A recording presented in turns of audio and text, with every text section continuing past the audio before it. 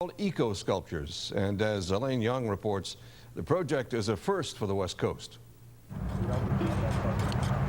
If you have shrubbery in your yard, you know how much work it takes to keep things neat. But for these two City of Burnaby gardeners, it's a full-time job, which is no big surprise when you see what they're working on. Once a week, detailing, fertilizing once a week. Also watering, depending how hot the weather is, like how hot our summer was, it's either two to 3 times a day. And it's not just parsley and sage, the carousel horses at the Burnaby Village Museum. There's the trio of coho salmon on Marine Drive in the Fraser Foreshore Park and the Tancho cranes on top of Burnaby Mountain.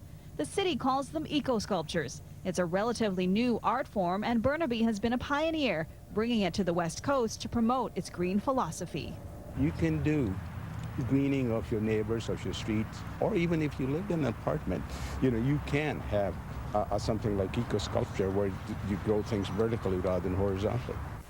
Each three-dimensional sculpture is essentially a metal frame covered in landscape fabric, almost like a skin. The frame is filled with soil, then hundreds of holes are poked into the fabric for the plants.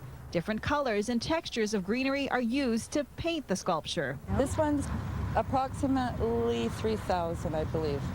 Each one planted by hand? Each one by hand. And that meticulous attention to detail starts right at the beginning.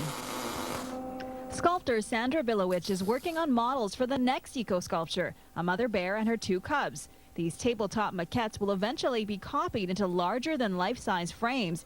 It won't be as big as her first eco sculpture, the 20-foot-long salmon, but Bilawich says it will still be challenging. I build the frame, but then there's people actually covering it and planting it and what they might need, right? So figuring out things like how far, like what sort of gaps they need in order to, where they need to be able to reach their hands. It will take Bilawich a few months to finish the full-size frames, and the completed eco sculpture bears will come out of hibernation in the spring at their new home by the Burnaby Mountain Golf Course. I actually like the idea that that I just do part of it, because I really think about that with my sculpture anyway.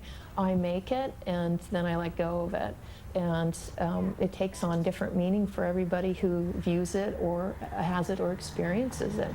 So it's a lot bigger than myself, I think.